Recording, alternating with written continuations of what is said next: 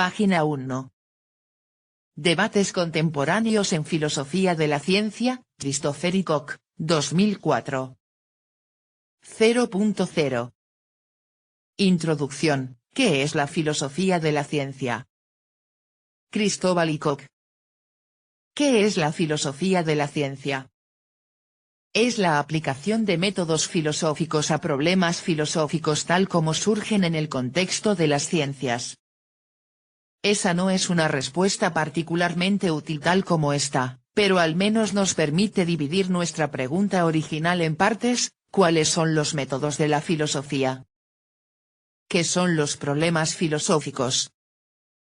¿Cómo surgen estos problemas dentro de los diferentes campos científicos? 0.1 Métodos filosóficos. La primera pregunta es la más difícil. En la primera mitad del siglo XX, una destacada escuela de pensamiento, particularmente asociada con el filósofo austriaco Ludwig Wittgenstein, sostenía que la tarea del filósofo era aclarar el significado de las palabras. Se pensaba que los grandes problemas de la filosofía eran meras confusiones resultantes de una incapacidad para comprender los significados de las palabras utilizadas para formular esos problemas. Pocos filósofos hoy suscribirían una visión tan extrema. No obstante, la clarificación de significados sigue siendo una parte importante del repertorio del filósofo. Particularmente importante es la capacidad de establecer distinciones entre diferentes cosas que un término o frase podría significar, para evaluar con mayor precisión las afirmaciones que involucran esos términos o frases. Los capítulos sobre genética de Saotra Sarkar y Peter Godfrey Smith, capítulos 13 y 14, por ejemplo, implican un análisis cuidadoso de las diversas cosas que uno podría entender por información. Quizás incluso más fundamentalmente, la filosofía implica el análisis de argumentos, a menudo ayudado por los métodos formales y recursos conceptuales de la lógica simbólica, y otras áreas, como la teoría de la probabilidad. Los filósofos, cuando defienden una posición, construyen argumentos en apoyo de esa posición. Además, examinarán los argumentos propuestos por los opositores. Para cada uno de estos argumentos, pueden preguntar, ¿cuál es la estructura del argumento? ¿Es lógicamente válido? En caso negativo, ¿sería válido añadir ciertas premisas concretas? ¿Emplea métodos inferenciales distintos de los de la lógica deductiva? ¿Cuáles son las premisas del argumento? ¿Son verdaderas las premisas? Etc. Es más, los filósofos intentarán anticipar las objeciones a sus propios argumentos y defender sus argumentos contra estas objeciones incluso antes de que sean planteadas. Casi todos los artículos de filosofía emplean estos métodos en una medida u otra. Los dos capítulos sobre entidades no observables, de Jared Leplin y de André Kukla y Joel Walsley, capítulos 5 y 6, proporcionan ejemplos particularmente claros. Ambos capítulos examinan, critican y proponen una variedad de argumentos en ambos lados del debate. Sin embargo, es casi imposible aislar algún método exclusivamente filosófico. Especialmente en la filosofía de la ciencia, no hay una línea clara donde termina la filosofía y comienza la ciencia.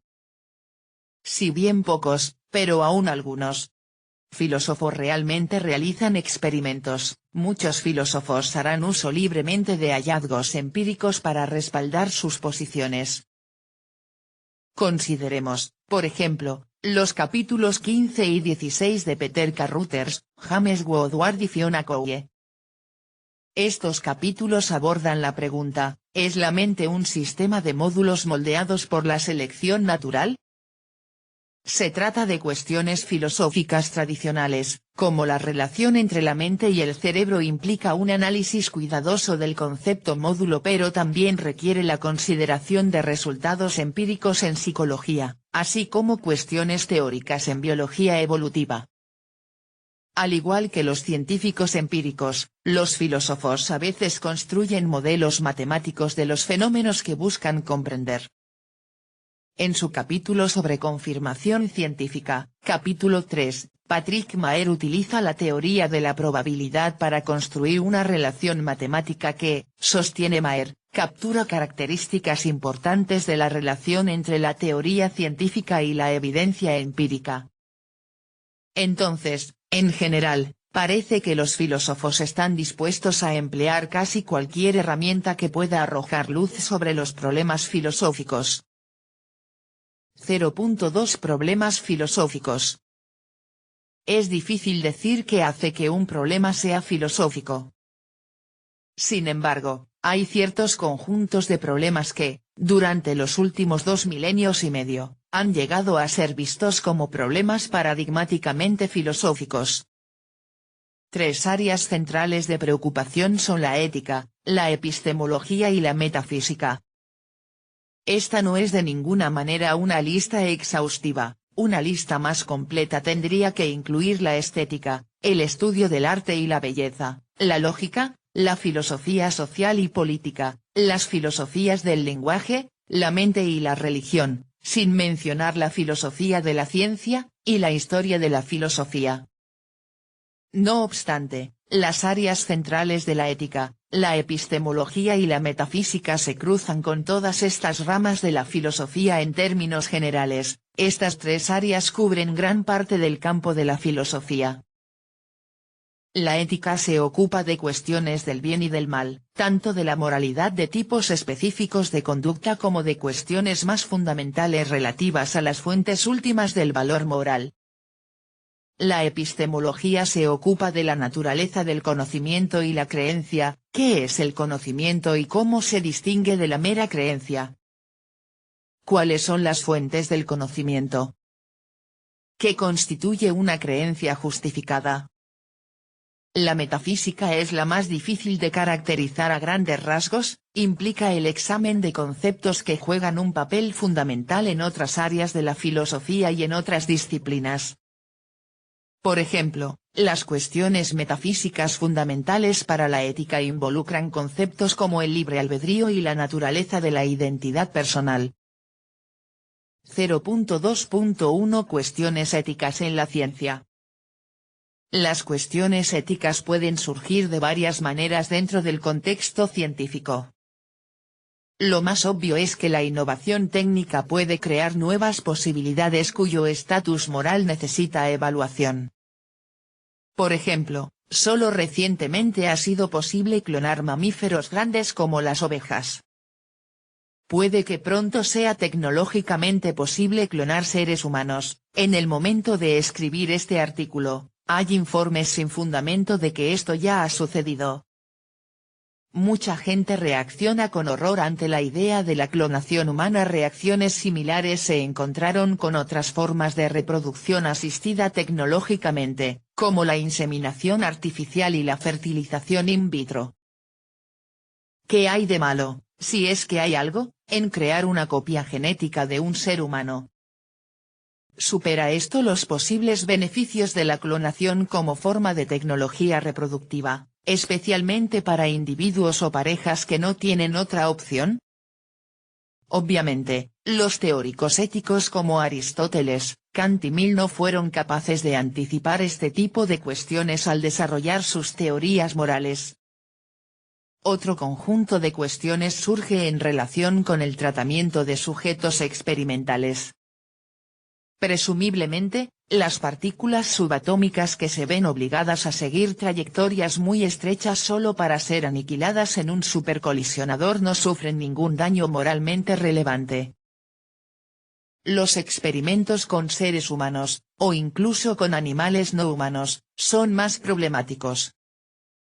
Para los seres humanos, ha surgido un consenso, aunque sorprendentemente recientemente, de que el consentimiento informado es esencial. La experimentación con seres humanos solo está permitida cuando los sujetos han dado voluntariamente su consentimiento después de haber sido informados de los riesgos y beneficios potenciales involucrados. Sin embargo, por su propia naturaleza, los tratamientos experimentales son tales que los riesgos y beneficios potenciales no se conocen completamente de antemano. Además, la noción de consentimiento es mucho más compleja de lo que parece. Varias formas de coerción pueden afectar la decisión de una persona de participar en un experimento. En medicina, a menudo existe una asimetría de poder entre el paciente y el médico, y el paciente puede sentir que tiene que participar para recibir el mejor tratamiento. En psicología, es una práctica común que los profesores exijan a los estudiantes que participen en experimentos para recibir créditos del curso. En el caso de animales, el consentimiento informado es, por supuesto, imposible. Las cuestiones clave aquí tienen que ver con el estatus moral de los animales. Los mamíferos, al menos, son bastante capaces de sufrir dolor físico, así como algunas formas de malestar psicológico. ¿Cómo se puede sopesar este sufrimiento con los beneficios potenciales de la experimentación para los seres humanos?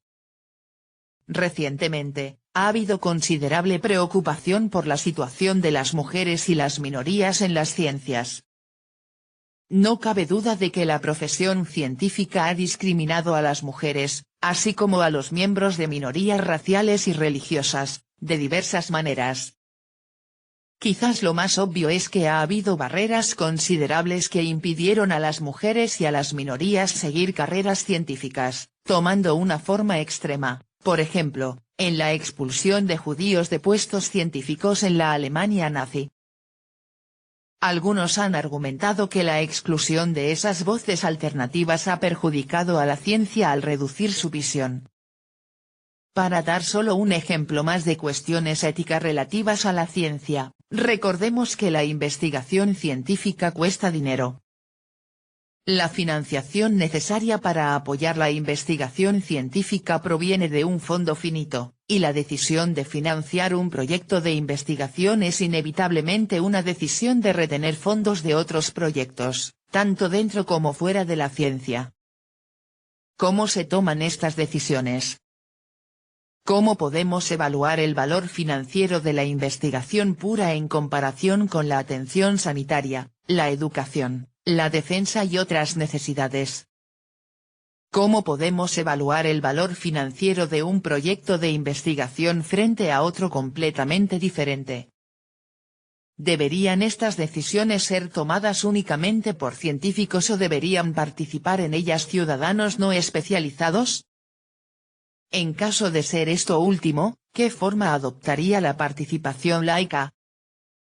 Si bien estas y otras cuestiones éticas relacionadas en la ciencia no se abordan en las contribuciones de este volumen, algunas de ellas se tratarán en volúmenes futuros de la serie Blackwell Contemporary Debates. 0.2.2 Cuestiones epistemológicas en la ciencia. La ciencia se dedica a producir conocimiento, por lo que no es particularmente sorprendente que surjan problemas epistemológicos en el contexto científico. Una de las preguntas más fundamentales se refiere a la fuente última del conocimiento.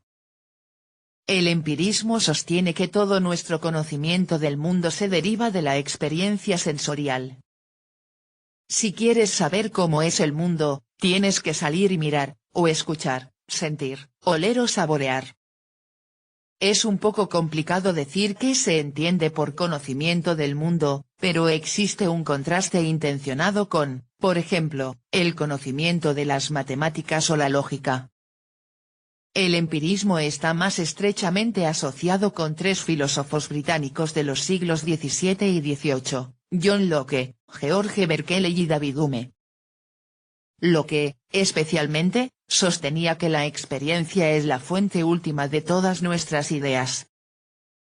Las versiones más modernas del empirismo sostienen que la experiencia por sí sola puede proporcionar la justificación de nuestras creencias sobre el mundo. Tal vez podamos formular hipótesis sin el beneficio de la información sensorial, pero solo la observación puede decirnos qué hipótesis son correctas. Esta forma de empirismo es ampliamente defendida por los filósofos actuales.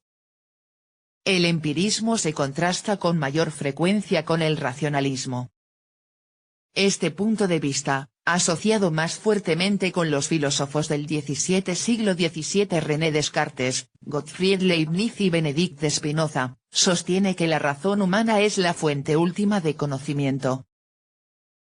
Descartes, en particular, sostenía que todo conocimiento debía construirse sobre el modelo de las matemáticas, deduciendo conclusiones rigurosamente a partir de premisas básicas cuya verdad no se podía dudar, como pienso, luego existo. Otra alternativa al empirismo se remonta a la obra del antiguo filósofo griego Platón, y por eso se la conoce como platonismo. Platón creía que un filósofo con la formación adecuada podría adquirir la capacidad de ver más allá de las apariencias, la realidad que se esconde detrás de esas apariencias. La palabra ver aquí es metafórica y se refiere a un tipo especial de percepción, más que a una visión literal. Este punto de vista ha sido recientemente revivido de manera interesante por el filósofo James Robert Brown. Brown ha sostenido que los experimentos mentales pueden proporcionarnos nuevos conocimientos del mundo, aunque por definición esos experimentos no implican ninguna observación nueva. Más bien, los experimentos mentales nos proporcionan una especie de percepción directa de la naturaleza de las cosas. Brown presenta sus puntos de vista en el capítulo 1. En refutación, John Norton sostiene que los experimentos mentales pueden entenderse en términos empiristas y pide un análisis más exhaustivo de la epistemología de los experimentos mentales. El tema de los experimentos mentales, entonces, proporciona un pequeño escenario en el que pueden desarrollarse las batallas más grandes entre el empirismo, el racionalismo y el platonismo. A pesar de estas disputas, nadie negaría que la evidencia observacional desempeña un papel destacado, aunque quizás no exclusivo, a la hora de respaldar y socavar las hipótesis científicas. ¿Cómo sucedió esto? En lógica formal, existen reglas explícitas que nos dicen si una determinada conclusión se deriva o no de un conjunto particular de premisas. Está demostrado que estas reglas preservan la verdad, garantizan que una inferencia lógicamente válida a partir de premisas verdaderas siempre producirá una conclusión verdadera. Dejemos de lado las preocupaciones planteadas por Descartes y otros sobre la confiabilidad de nuestros sentidos y supongamos que las creencias que nos formamos sobre la base de la observación directa son correctas. Existen reglas de inferencia, similares a las reglas de la lógica deductiva, que nos llevarían desde estas premisas observacionales a conclusiones teóricas sin riesgo de error. En general esto no es posible. Cualquier hipótesis científica interesante tiene implicaciones cuya verdad no puede establecerse mediante observación directa. Esto puede deberse a que la hipótesis tiene implicaciones para lo que sucede en lugares distantes, o en el futuro, o en escalas demasiado pequeñas para ser vistas por el ojo humano, o por muchas otras razones.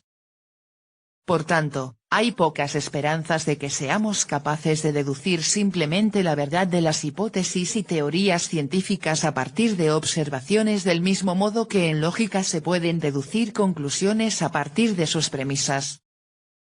Esta sombría conclusión está respaldada por la historia de la ciencia, que nos dice que incluso las teorías mejor confirmadas, como la teoría gravitacional newtoniana, pueden verse socavadas por más evidencia. Así, mientras campos como las matemáticas y la lógica comercian con certezas, las hipótesis científicas siempre siguen siendo, al menos en parte, conjeturales. A la luz de esta situación, algunos filósofos han intentado aplicar los conceptos de probabilidad a teorías e hipótesis científicas. Si bien puede ser imposible establecer una hipótesis científica con certeza, una hipótesis puede resultar más o menos probable a la luz de la evidencia. Se dice que la evidencia que aumenta la probabilidad de una teoría apoya o confirma esa teoría, mientras que la evidencia que reduce la probabilidad de una teoría se dice que la socava o la refuta. Esta forma de pensar sobre la relación entre teoría y evidencia fue iniciada por el clérigo inglés del siglo XVIII Thomas Bayes, y desarrollada posteriormente por el gran físico francés Pierre-Simon de Laplace. El enfoque probabilístico se volvió muy popular en el siglo XX, siendo defendido de diferentes maneras por el economista John Maynard Keynes, el niño prodigio inglés Frank Ramsey, que murió a la edad de 26 años, el estadístico italiano Bruno De Finetti, el austriaco, y más tarde, estadounidense, filósofo Rudolf Carnap y una gran cantidad de escritores posteriores. Una versión, o quizás una colección de versiones interrelacionadas, de este enfoque recibe ahora el nombre de bayesianismo, en honor al reverendo Thomas Bayes. La posición bayesiana es esbozada, y criticada, por Kevin Kelly y Clark Gilmour en el capítulo 4. Patrick Maher, en su contribución a este volumen, capítulo 3, nos proporciona una forma diferente de entender la confirmación en términos probabilísticos. Una línea de respuesta diferente se asocia más prominentemente con el filósofo austriaco, y más tarde británico, Karl Popper, quien fue nombrado caballero por sus esfuerzos, una de las ventajas de ser británico. Este enfoque niega que sea apropiado hablar de la confirmación de teorías mediante evidencia, al menos si esto se entiende en términos de justificación epistémica.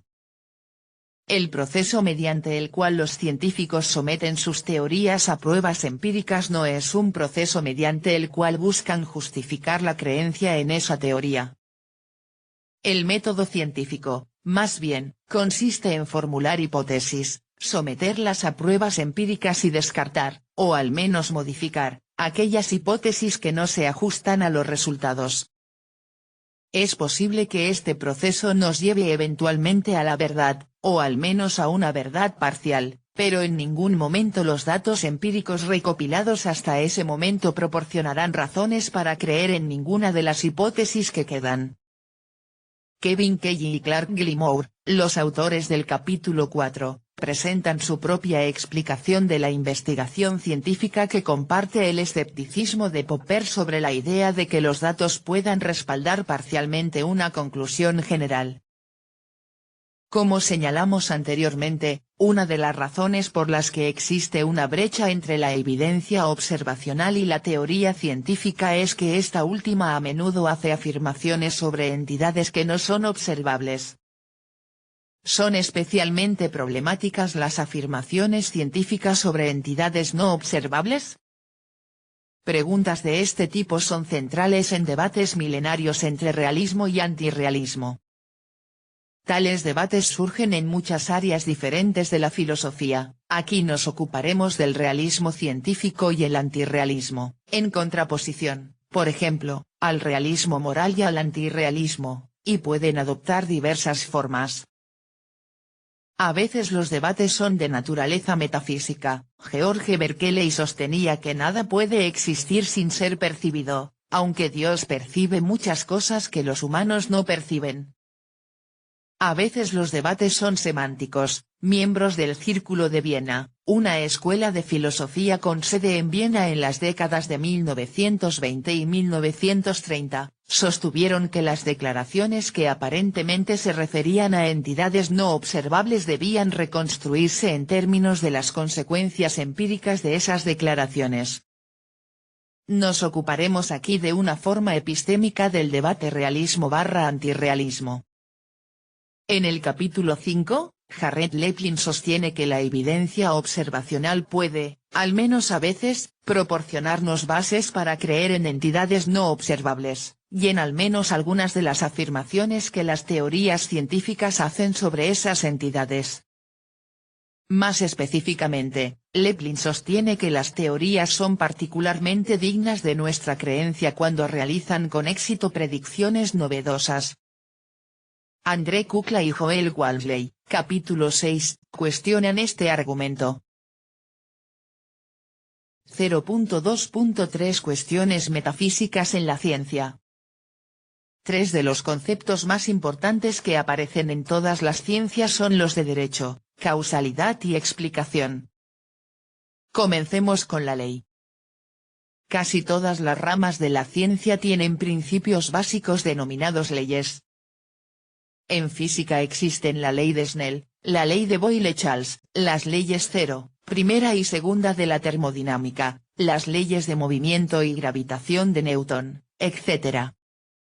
Además, hay varias ecuaciones que son esencialmente del mismo carácter, las ecuaciones de Maxwell en la teoría electromagnética, la ecuación de Schrödinger en la mecánica cuántica y las ecuaciones de campo de Einstein en la teoría general de la relatividad.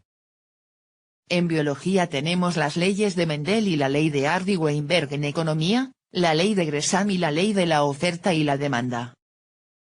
La lista fácilmente podría continuar. En general, la ciencia busca no solo descubrir qué eventos particulares ocurren, dónde y cuándo, sino también revelar los principios básicos según los cuales se desarrollan estos eventos. ¿Qué hace que algo sea una ley? Según una explicación defendida por muchos escritores empiristas, una ley es una regularidad. Es decir, una ley es un patrón de la forma siempre que se cumpla la condición A, también se cumplirá la condición B. Sin embargo, puede haber numerosas regularidades de esta forma que no sean leyes. Todos los senadores de California en 2002 eran mujeres, pero eso no es una ley científica.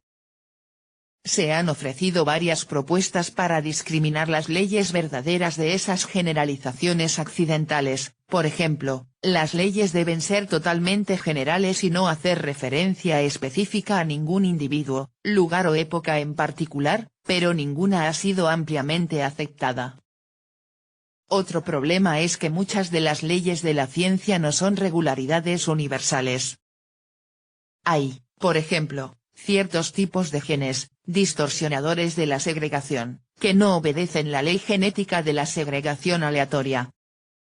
Estas leyes no universales a veces se denominan leyes ceteris paribus, leyes que se consideran verdaderas en igualdad de condiciones. La idea es que existe un conjunto especificable de condiciones, aún desconocidas para nosotros, bajo las cuales la regularidad nunca falla.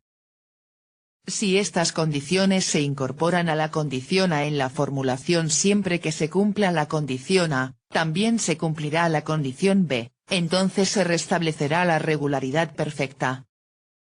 John Roberts, en su contribución a este volumen, capítulo 7, defiende la idea de que las leyes son regularidades, al tiempo que sostiene que las leyes ceteris paribus no son leyes en absoluto. Como consecuencia, sostiene que todas las llamadas leyes de las ciencias sociales, como la ley de la oferta y la demanda, no son leyes verdaderas.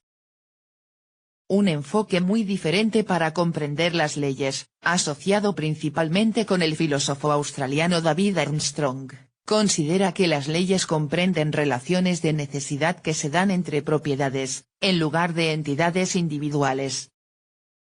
James Robert Brown analiza brevemente este relato en su capítulo sobre experimentos mentales, capítulo 1.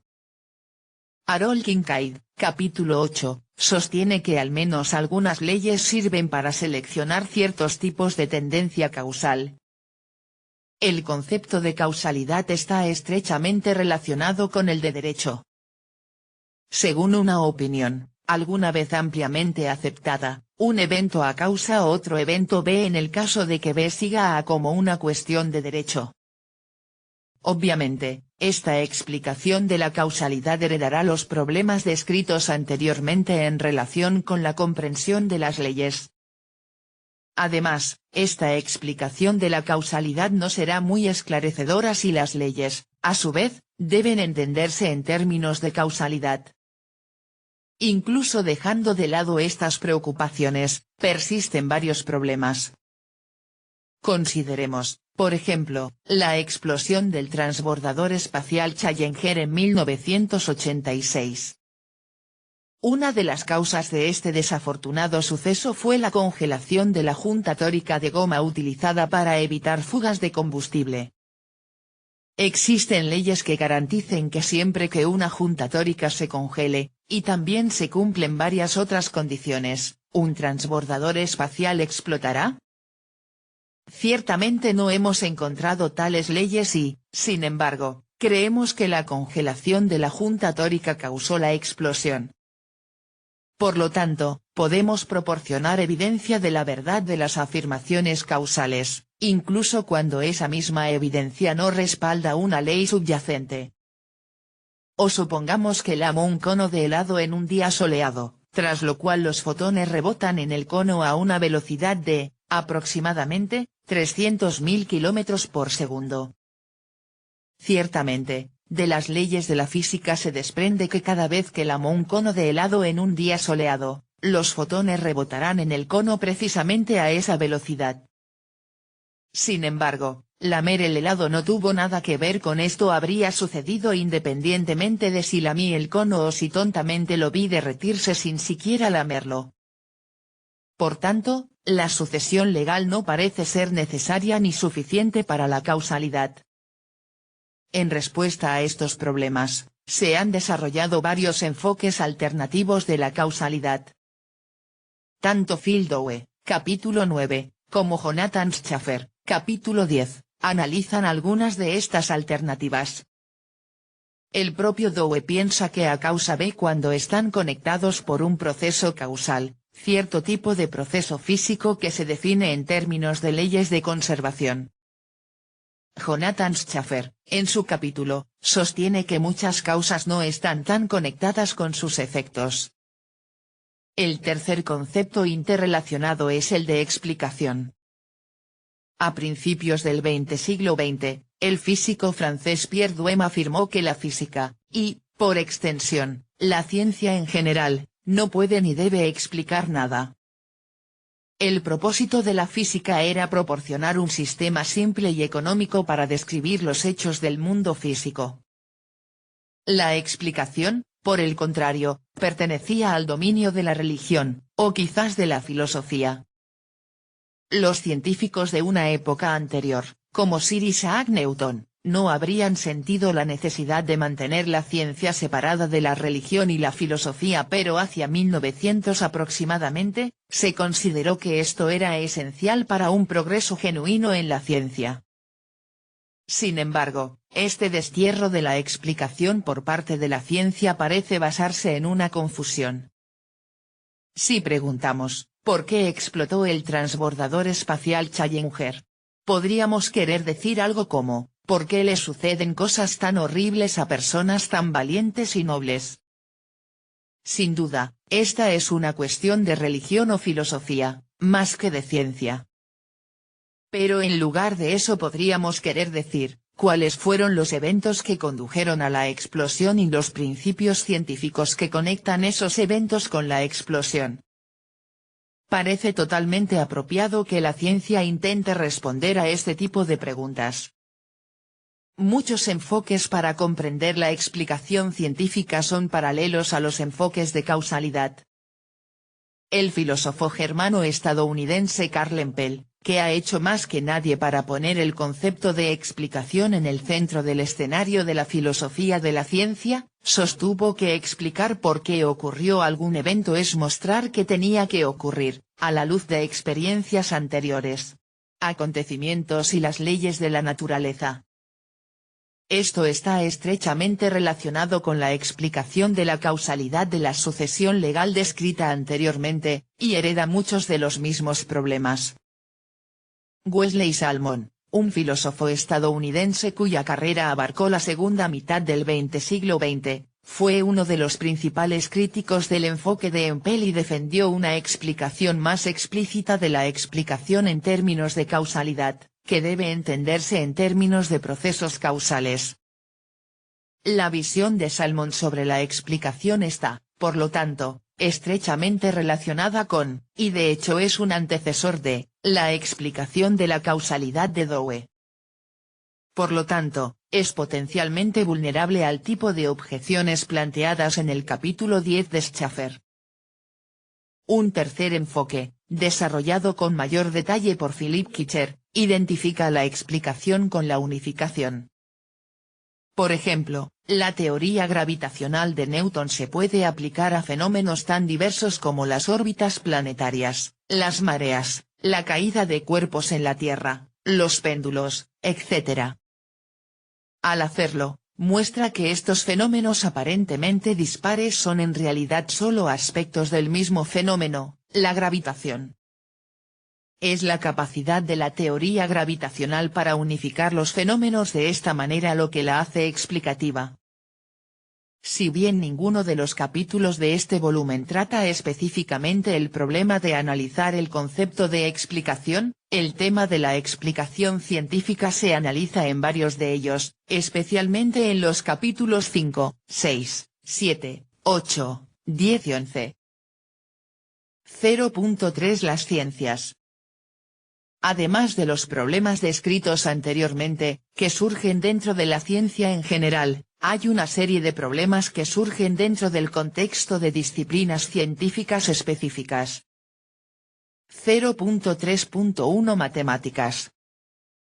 No está del todo claro si las matemáticas deben considerarse una ciencia.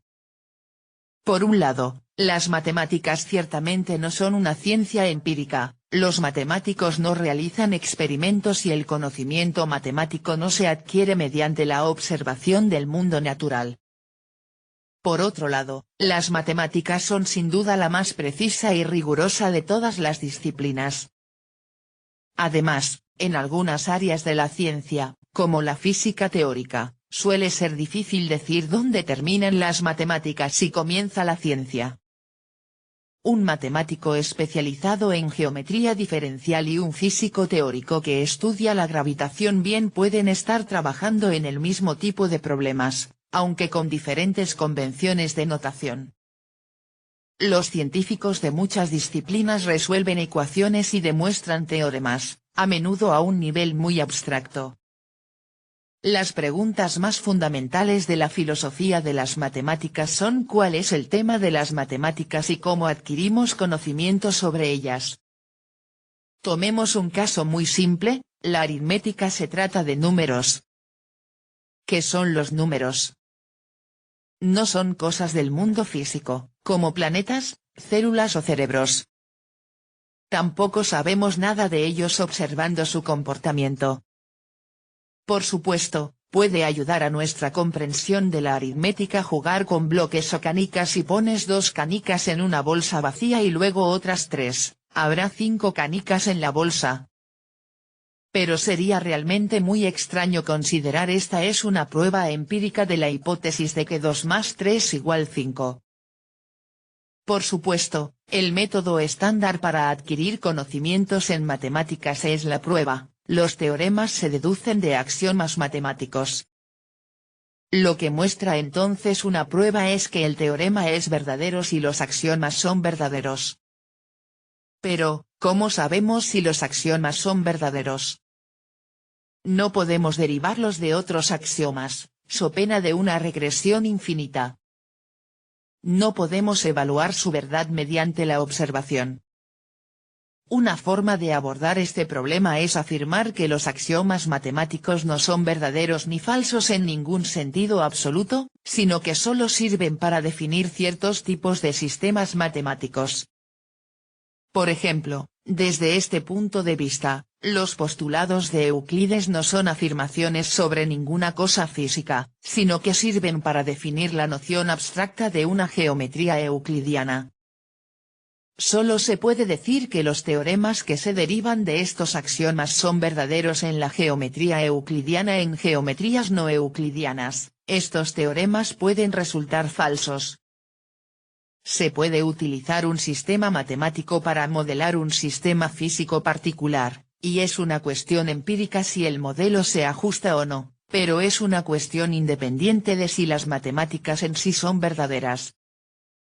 Un enfoque diferente es el del platonismo matemático, a menudo asociado con el matemático austriaco Kurt Gödel, famoso por el teorema de la incompletitud. Como muchos de los grandes filósofos y matemáticos alemanes y austriacos de la década de 1930, emigró a Estados Unidos. Sin embargo, nunca se convirtió en ciudadano estadounidense porque creía que había una inconsistencia lógica en la Constitución estadounidense.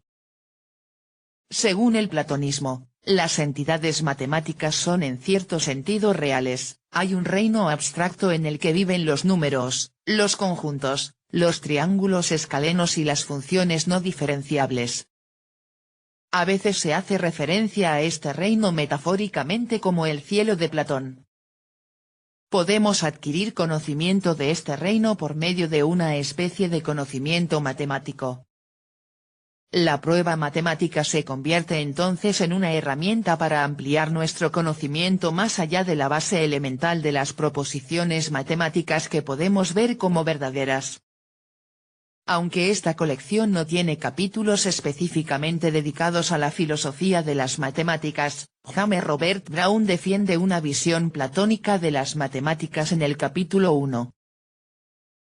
0.3.2 Física. Muchos filósofos de la ciencia han considerado la física como la ciencia por excelencia. Es ciertamente cierto que la física, y la astronomía en particular, fue la primera ciencia empírica que se presentó en una forma matemáticamente precisa. Incluso en el mundo antiguo era posible hacer predicciones muy precisas sobre la ubicación de los planetas y las estrellas. En el siglo XVII, Newton fue capaz de formular leyes físicas de alcance incomparable, sin rival en ninguna otra rama de la ciencia durante casi 200 años, siendo quizás la teoría de la evolución por selección natural de Darwin y la tabla periódica de Mendeleev los únicos competidores cercanos en el año 1900. No habría sido descabellado, entonces, que los filósofos predijeran que todas las ramas genuinas de la ciencia acabarían pareciéndose a la física, unas pocas leyes simples de vasto alcance y poder. Por lo tanto, se podría lograr una comprensión completa de la ciencia simplemente comprendiendo la naturaleza de la física. En el siglo XXI hemos aprendido mejor. La química y la biología ciertamente han avanzado a la etapa de madurez científica y no se parecen en nada al modelo de un sistema científico construido sobre unas pocas leyes simples. De hecho, gran parte de la física ni siquiera se parece a esto. No obstante, la física continúa planteando una serie de fascinantes enigmas de naturaleza filosófica. Las dos teorías físicas más fundamentales, introducidas ambas a principios del siglo XX, son la mecánica cuántica y la relatividad general. La física newtoniana proporciona una explicación extremadamente precisa de los objetos lentos y de tamaño mediano. Sin embargo, se descompone al nivel de objetos muy pequeños, o más precisamente, de muy baja energía, como las partículas subatómicas al nivel de los objetos que viajan a una velocidad cercana a la de la luz y al nivel de objetos muy masivos como las estrellas.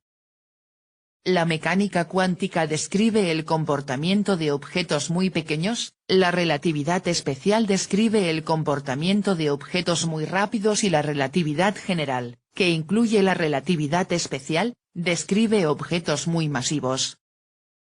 Todas estas teorías concuerdan casi exactamente con la mecánica newtoniana para objetos lentos y de tamaño mediano.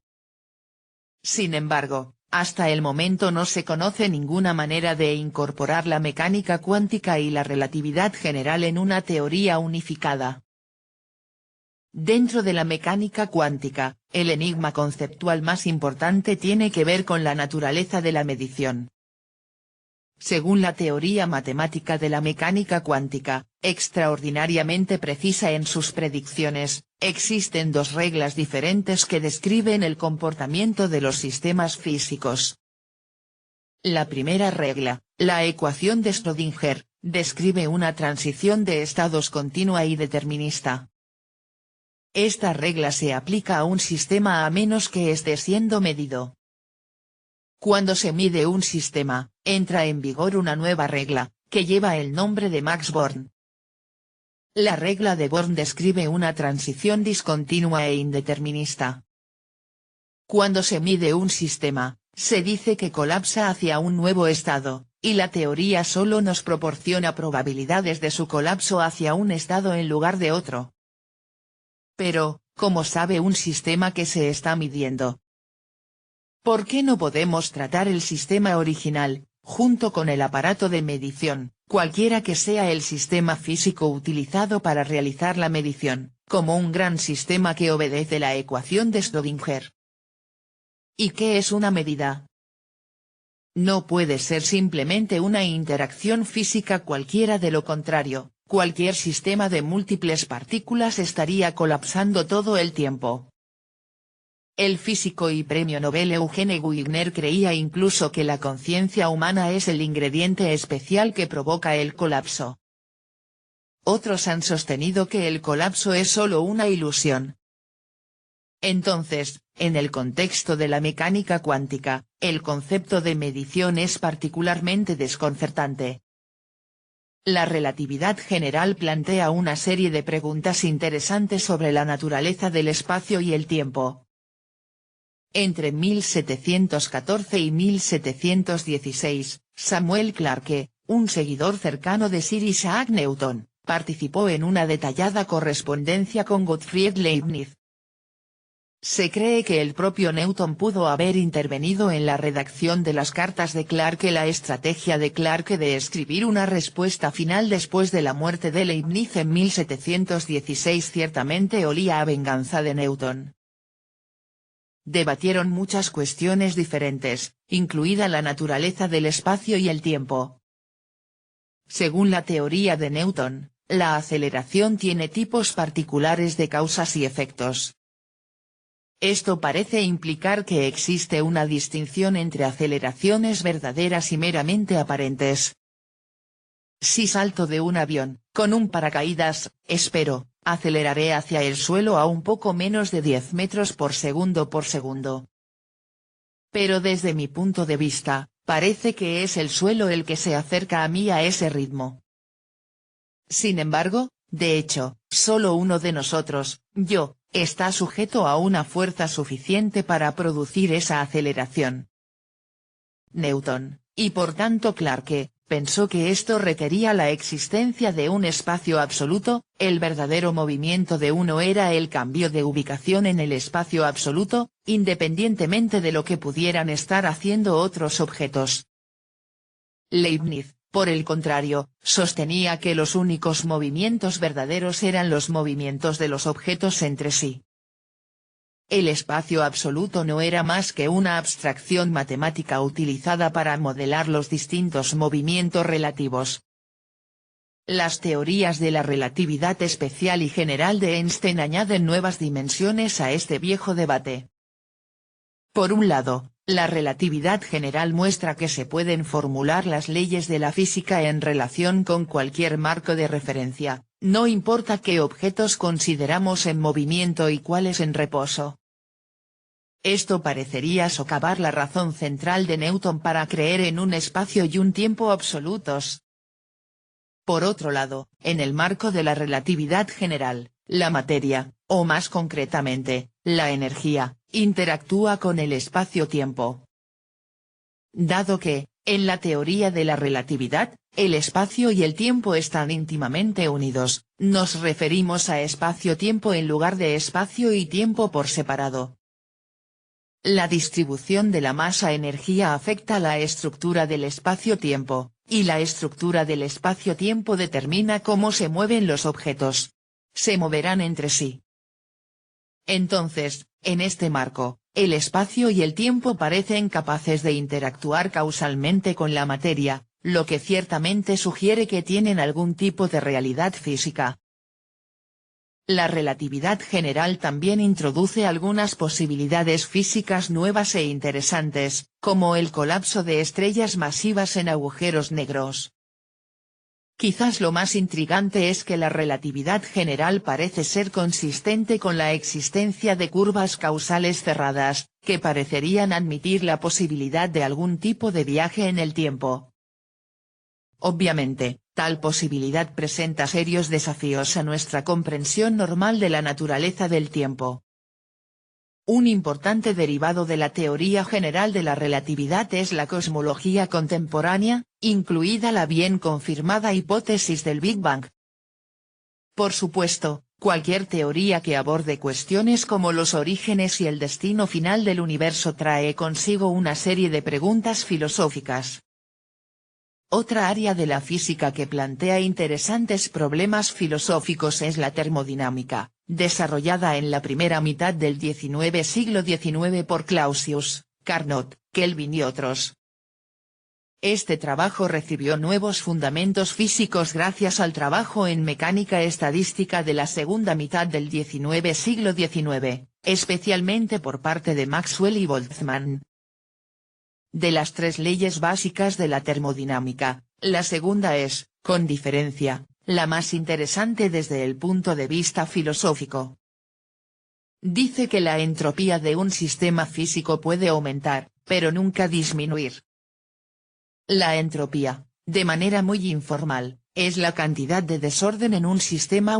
Price ofrece una explicación más detallada en el capítulo 11. Por ejemplo, si se vierte leche en el café, se mezclará muy rápidamente con el café hasta que la leche se distribuya uniformemente por todo el café. Sin embargo, una vez mezclada, la leche nunca se separará espontáneamente ni volverá a saltar a la jarra. Hay muchas asimetrías en el tiempo parece avanzar hacia el futuro. Recordamos el pasado, pero no el futuro. Parecemos tener cierto control sobre el futuro, pero no sobre el pasado. Preferiríamos tener nuestras experiencias desagradables en el pasado y las agradables en el futuro, etc. La segunda ley de la termodinámica promete una explicación de estos fenómenos, o al menos un fundamento físico para la idea de que existe una diferencia fundamental entre el pasado y el futuro. Desafortunadamente, el trabajo posterior de Maxwell y Boltzmann planteó una serie de problemas para la segunda ley. En primer lugar, demostraron que, de hecho, no es imposible que un sistema disminuya su entropía. Es muy improbable, en cierto sentido, improbable, véase el capítulo 12 de Craig-Callender, que esto suceda. Más fundamentalmente, el comportamiento de los sistemas termodinámicos está determinado en última instancia por las leyes de Newton, que son completamente simétricas con respecto al futuro y al pasado. Por tanto, sigue siendo un misterio cómo puede producirse la asimetría descrita por la segunda ley. Los dos capítulos de Price y Callender, los capítulos 11 y 12, tratan cuestiones en la intersección de la cosmología y la termodinámica. Price sostiene que el reciente descubrimiento de que el universo era muy suave poco después del Big Bang ayuda a explicar por qué la entropía aumenta con el tiempo. Price y Callender no están de acuerdo, sin embargo, sobre si la suavidad inicial en sí es algo que necesita explicación. 0.3.3 Biología. La mayoría de los filósofos de la biología han centrado su atención en la teoría de la evolución por selección natural. Según esta teoría, existe variación dentro de cualquier especie, no todos los individuos dentro de esa especie tienen las mismas características. Algunas características darán a sus portadores ventajas en su competencia con sus congéneres por comida, pareja y otros recursos. Los individuos con características ventajosas producirán, en promedio, más descendencia que sus rivales. Muchas de estas características pueden heredarse de una generación a otra. Aquellas características que reúnen los tres rasgos, variabilidad, ventaja reproductiva y heredabilidad, serán más abundantes en las generaciones siguientes. La acumulación gradual de tales cambios a lo largo del tiempo da lugar a la evolución de diversas formas de vida, muchas de ellas con adaptaciones muy complejas a sus entornos específicos. Un problema, el de las unidades de selección, se refiere al nivel en el que ocurren estos procesos. En rigor, son los genes y no las características los que se transmiten de una generación a otra. Quizás, entonces, también deberíamos decir que son los genes, más que los organismos individuales, los que compiten entre sí por la oportunidad de reproducirse. En esta visión, defendida por el biólogo británico Richard Dawkins, entre otros, Los organismos individuales son simplemente vehículos construidos por genes para ayudarlos a reproducirse. ¿Es esta una forma apropiada de describir lo que está pasando? ¿Qué está en juego al decir que son los genes, y no los organismos individuales, sobre los que actúa la selección natural? Otra cuestión se refiere al grado en que la evolución por selección natural puede fundamentar afirmaciones teleológicas, afirmaciones sobre el propósito o la función de rasgos fenotípicos, por ejemplo, morfología corporal o predisposiciones conductuales. En el caso de los artefactos humanos, la función de un objeto está determinada por las intenciones del diseñador. La función de un destornillador es girar tornillos, para eso fue diseñado el destornillador. Puedo usar un destornillador para abrir una puerta o amenazar al perro de un vecino, pero estas no son las funciones de un destornillador, no son para eso que sirve el destornillador. Sí, como creen los llamados teóricos del diseño inteligente, los organismos fueron creados por un agente inteligente, entonces tendría mucho sentido hablar sobre el propósito o función de las plumas de un pájaro, los pétalos de una flor, el cascabel de una serpiente, etc. Este sería simplemente el uso para el cual el diseñador pretendía la característica en cuestión. Sin embargo, si un organismo ha evolucionado naturalmente, ¿podemos hablar sensatamente de la función de sus diversas características? Algunos piensan que podemos. La función de un rasgo es la actividad del rasgo para la cual fue seleccionado naturalmente.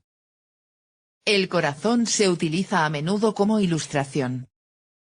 El corazón hace muchas cosas, hace circular la sangre por todo el cuerpo y también emite sonidos rítmicos.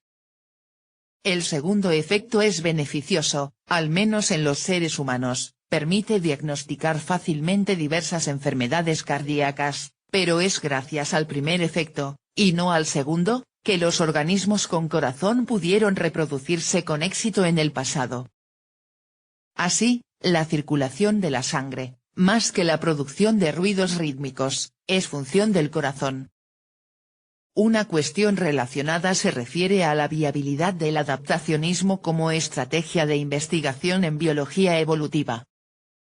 Esta estrategia es una inferencia de la observación de que un rasgo es capaz de cumplir algún propósito útil para el organismo, a la afirmación histórica de que el rasgo ha sido seleccionado naturalmente porque cumplía ese propósito. Esta estrategia obviamente tiene sus limitaciones. El Dr. Pangloss, un personaje de la novela Cándido de Voltaire, afirmó que el propósito de la nariz humana era sostener las gafas. Los biólogos Stephen Jay Gould y Richard Lewontin han argumentado que muchos de los rasgos físicos de un organismo pueden surgir como subproductos de limitaciones del desarrollo de su plan corporal básico.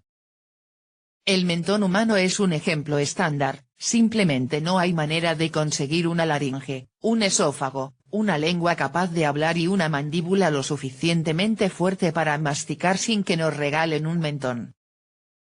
O en cualquier caso, esto es imposible sin una revisión importante de la arquitectura humana, una revisión que simplemente no valdría la pena el esfuerzo desde un punto de vista evolutivo. James Woodward y Fiona Cowie, en el capítulo 16, critican el campo de la psicología evolutiva en parte porque está comprometido con una forma inverosímil de adaptacionismo. Recientemente, ha habido un creciente interés filosófico en otras áreas de la biología, como la genética y la biología molecular. Una cuestión se refiere a la relación entre estos dos campos. Dentro de la genética clásica, tal como la formuló originalmente Gregor Mendel en el siglo XIX, el gen es la unidad básica de explicación. Después del descubrimiento de la estructura del ADN por Watson y Crick en 1953, fue posible explorar la estructura interna de los genes. Esto plantea la cuestión de si la genética clásica puede sobrevivir como una rama autónoma de la biología, o si se reduce a la biología molecular en el sentido de que todos sus conceptos y principios básicos pueden entenderse en términos de los conceptos y principios de la biología molecular. Un problema tiene que ver con la dificultad de decir exactamente qué significa que una rama de la ciencia se reduzca a otra. En muchas otras ramas de la ciencia surgen cuestiones sobre la reducción. La filosofía de la química, por ejemplo, es un campo muy nuevo y una de sus preguntas más fundamentales es si la química se reduce a la física. Otra cuestión se refiere al grado en que los genes determinan las características fenotípicas de un organismo.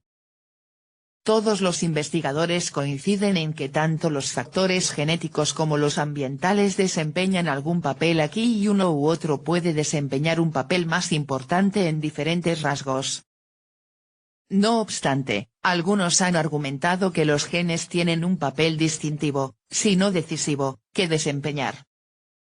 Esto a veces se expresa con metáforas como codificación genética o información genética.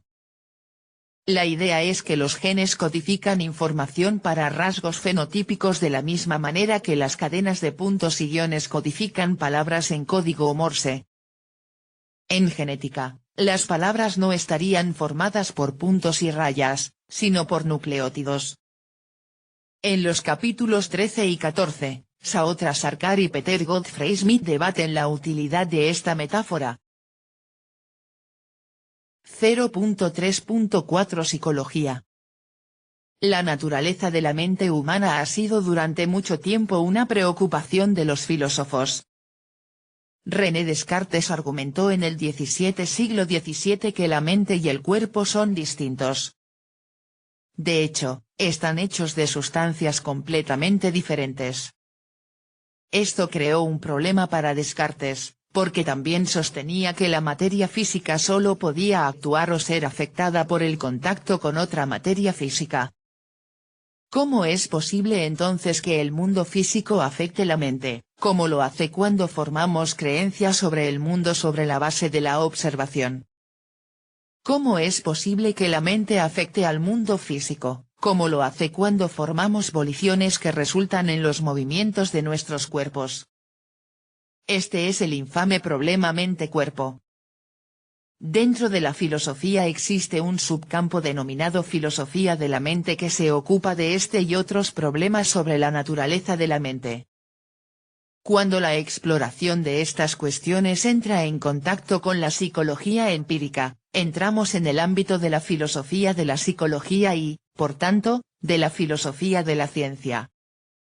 Tan solo en el último cuarto de siglo se han producido avances extraordinarios en neurociencia, debido, en parte, a avances tecnológicos que permiten diversas formas de obtención de imágenes cerebrales.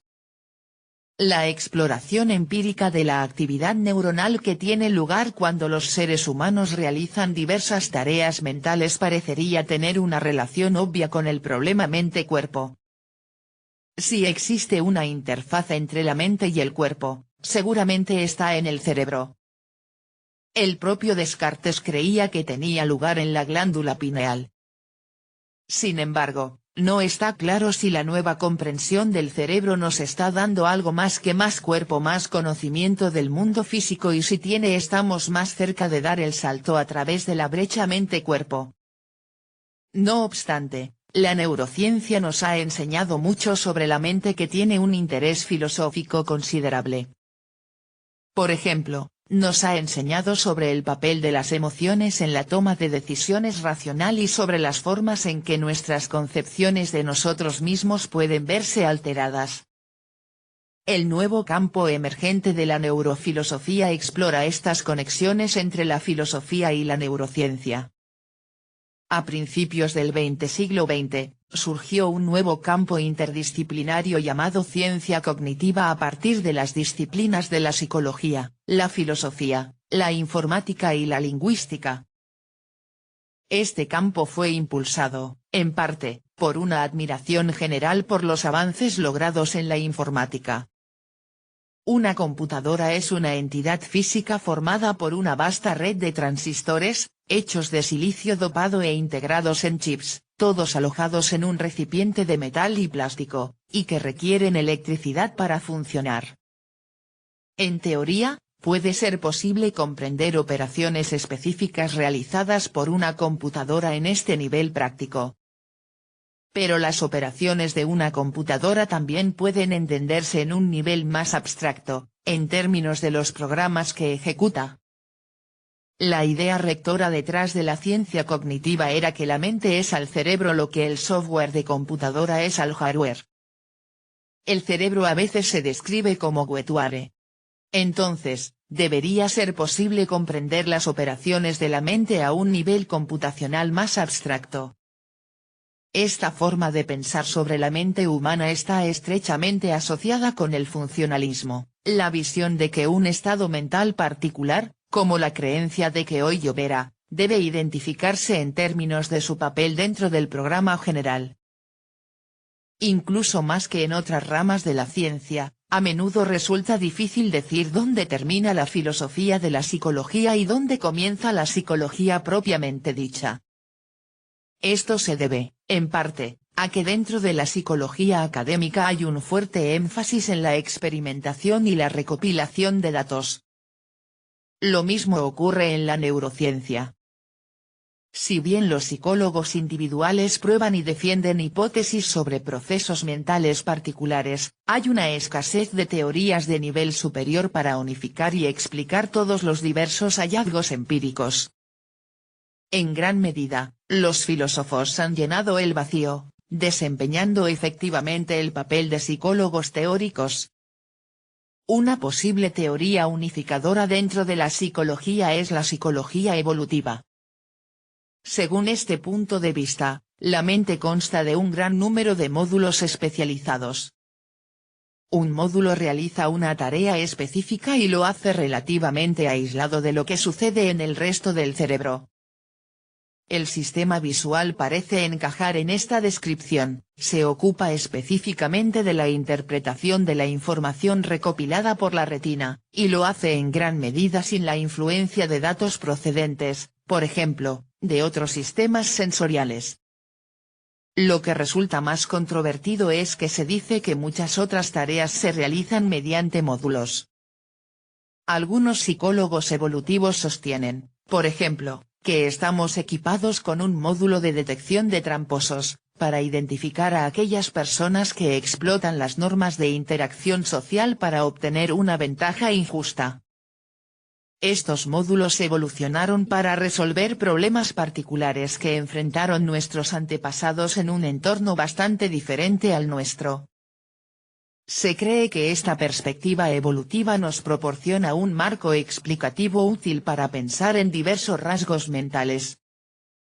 Por ejemplo, la aracnofobia, aunque ahora es una molestia, puede haber sido ventajosa en un entorno en el que las picaduras de araña representaban un riesgo genuino para la vida y la integridad física.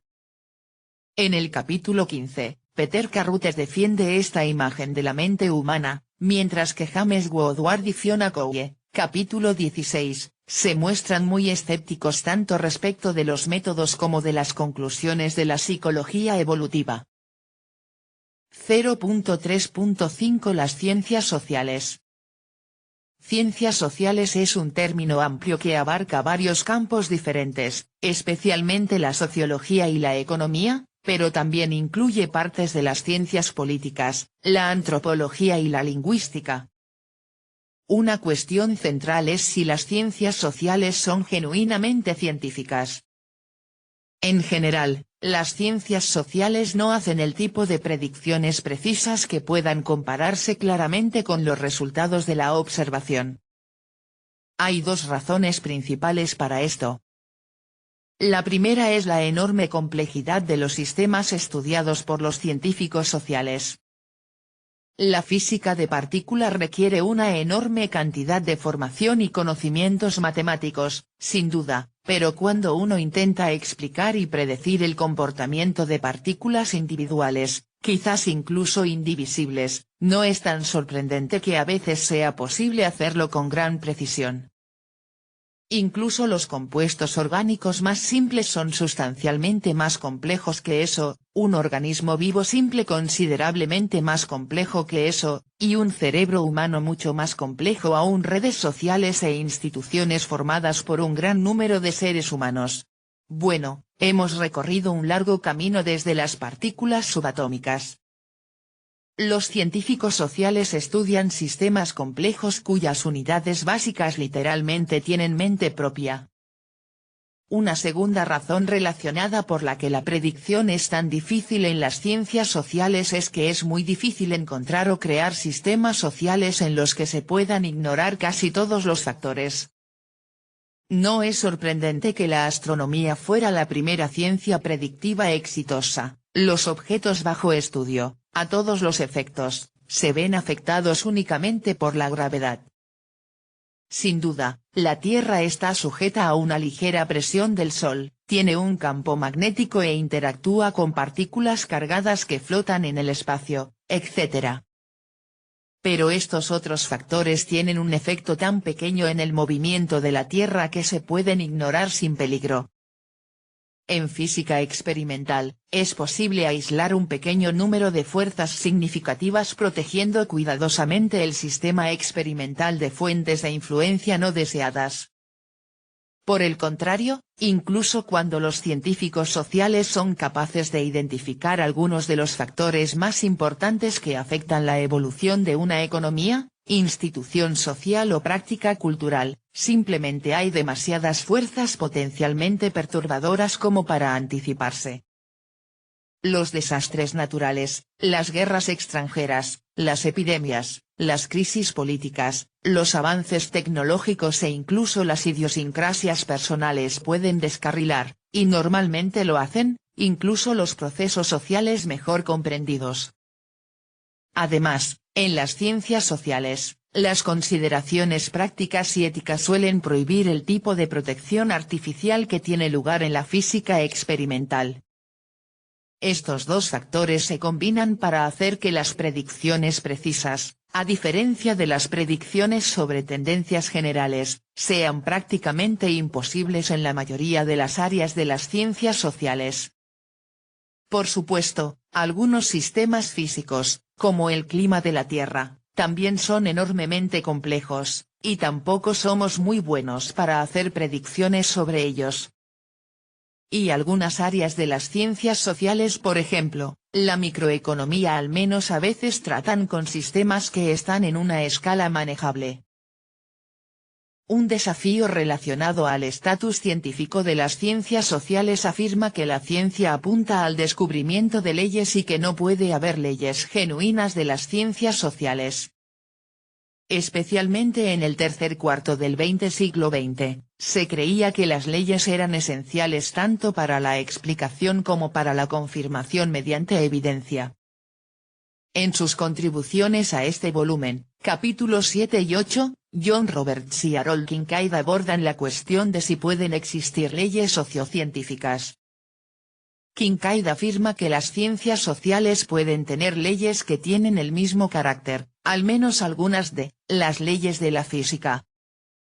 Roberts sostiene que no existen leyes en las ciencias sociales y, por tanto, que las ciencias sociales son fundamentalmente diferentes de la física, aunque no llega tan lejos como para negar que las ciencias sociales sean científicas.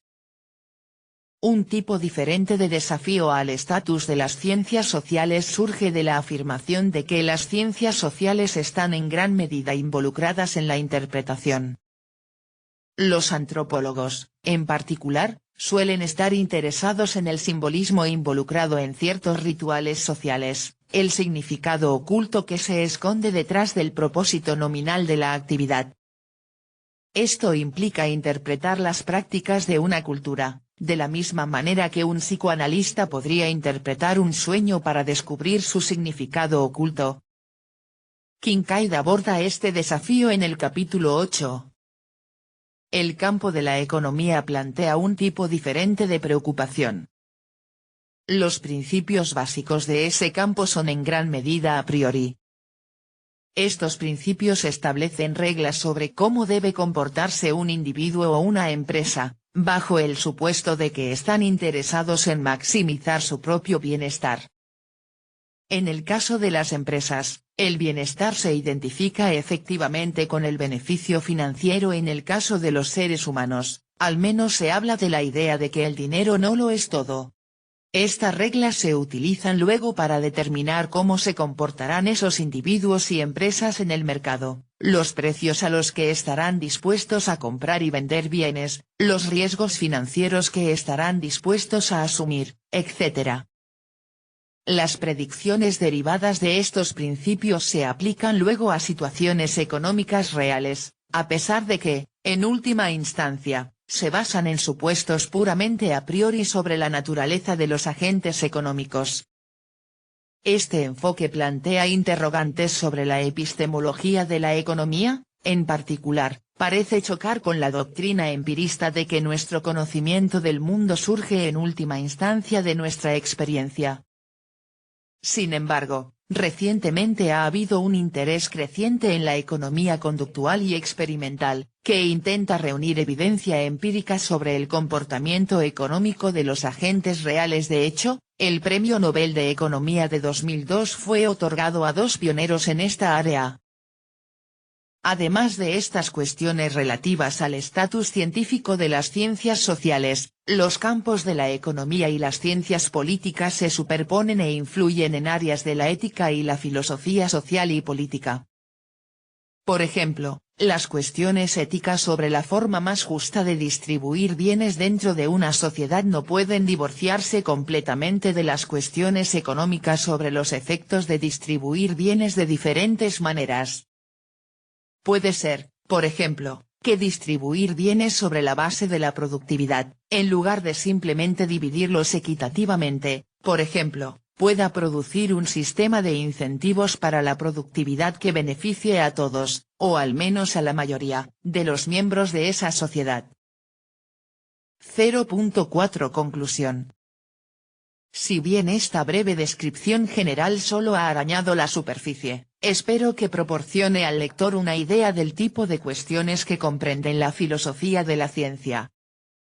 Además, debería ayudar al lector a comprender mejor cómo los 8 temas tratados en las contribuciones de este volumen encajan en el panorama general. Lecturas adicionales. Todos los capítulos de este volumen proporcionan referencias a los trabajos más importantes sobre los temas específicos cubiertos. Aquí ofreceré algunas sugerencias para aquellos interesados en leer con más detalle sobre algunos de los otros temas cubiertos en esta introducción.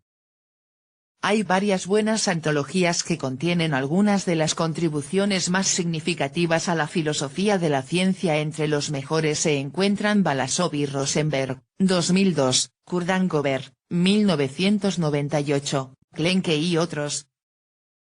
1998, Ischik, 1999. Westview Press publica una serie de excelentes textos introductorios, escritos por líderes en sus respectivos campos. Estas incluyen Filosofías de la ciencia, teorías feministas, Durán, 1997, Filosofía de la biología, Sober, 1999, Filosofía de la física, Sklar, 1992, y Filosofía de las ciencias sociales, Rosenberg, 1995. Blackwell es la principal editorial de obras de referencia en filosofía. Las dos más directamente relevantes son The Blackwell Guide to the Philosophy of Science, Machamer y Silverstein, 2002, y A Companion to the Philosophy of Science, Newton Smith, 2000. Como ocurre con cualquier tema, existe una gran cantidad de material sobre filosofía de la ciencia disponible en la red mundial, muchos de ellos poco fiables.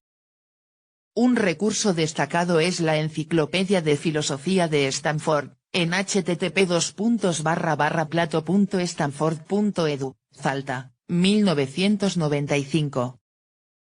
Aún en expansión, esta enciclopedia en línea ya cuenta con una colección muy sólida de entradas sobre filosofía de la ciencia, todas ellas escritas por expertos reconocidos.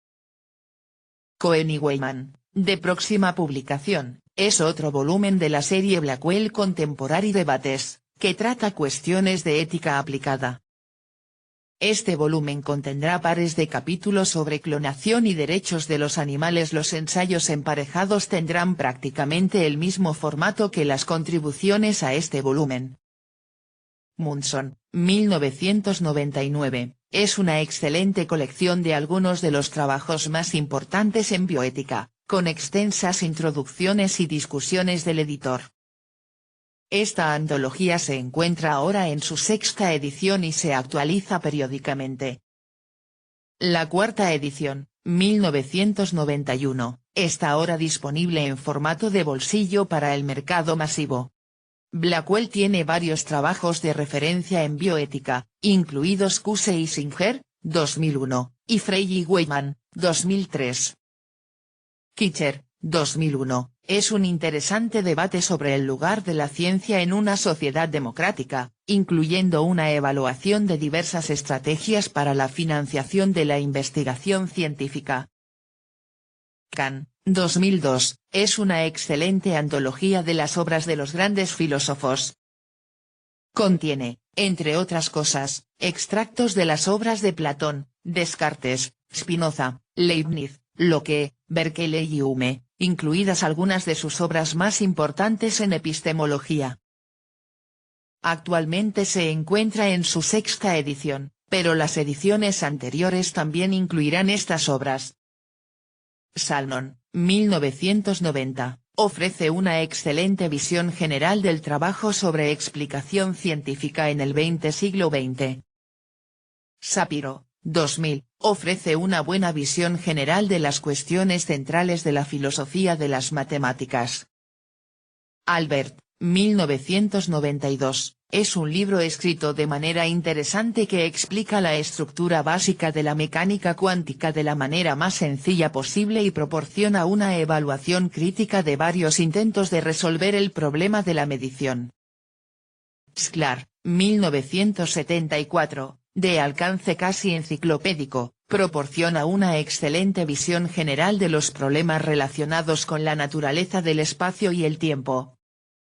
Para aquellos con experiencia en relatividad general, Ehrman, 1995, proporciona una discusión rigurosa de cuestiones filosóficas en cosmología.